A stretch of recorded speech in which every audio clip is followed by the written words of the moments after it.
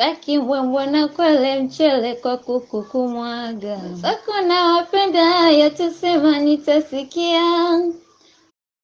Hi, my name is Charlotte Oxnam. I'm a freshman studying biomedical engineering at Northwestern University, and here's how I started 2 companies by the time I was 18.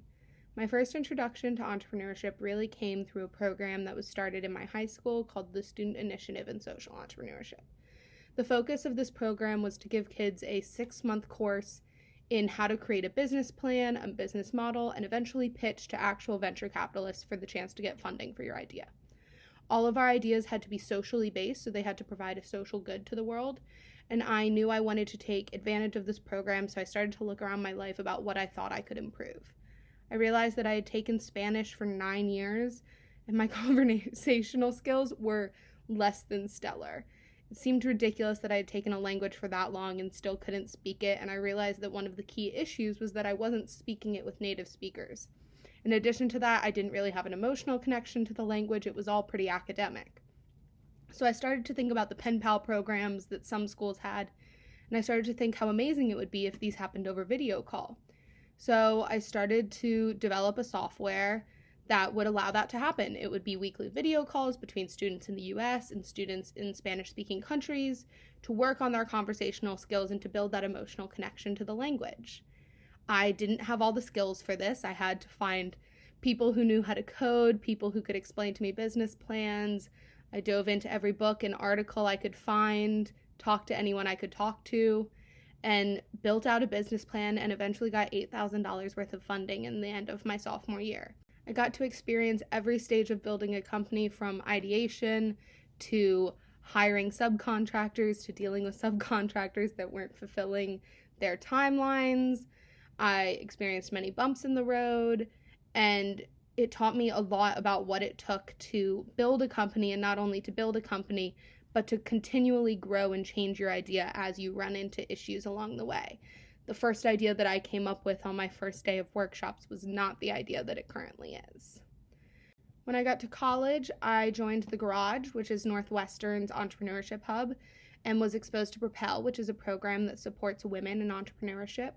And I started to really think about what my next idea that I wanted to work on was. I really enjoyed the process of going from an idea to a full-fledged business plan, and I wanted to sort of start from scratch on something new. And I also started to really think about my experiences with my body image and being a plus-size woman in this world and how social media played into all of that. And I decided that I wanted to create a platform to support young plus-size girls who were going through what I had gone through in middle school, high school, and now college. So I was able to apply for a grant to make this idea happen, and Cue the Curves was born. It's a website that really focuses on providing resources for plus-size women, to place to share their stories, to share tips, tricks, fun clothing sites, everything that a girl could need and maybe isn't exposed to based off of who their friends are at home. With both of my ideas, I really had to start from scratch. I had to build an idea, I had to convince people it was worth funding, and then I had to keep working and keep pivoting and keep changing the ideas. And I think that would be my biggest piece of advice for starting anything, is that it will never be what you initially thought it was going to be.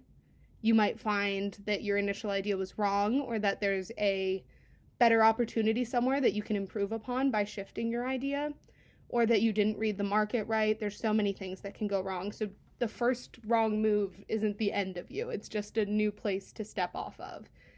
And number 2 is that you should just go for it. I mean, my companies got very far before I got any funding.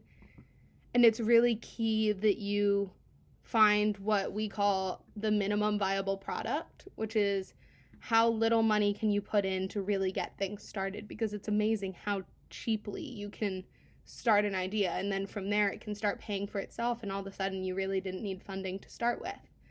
And so the biggest hump is just starting and trying and going for it, and to be willing to fail, and to be willing to have to try again, and to ask lots of people for help, and to really listen to people. You might think you know what the problem is, and you might think you know what the solution should be. But if you sit down and you take the time to really talk to the people that you're trying to help, you'll find that there's often other issues, other factors, other things happening that can greatly affect what your product or your project might end up being.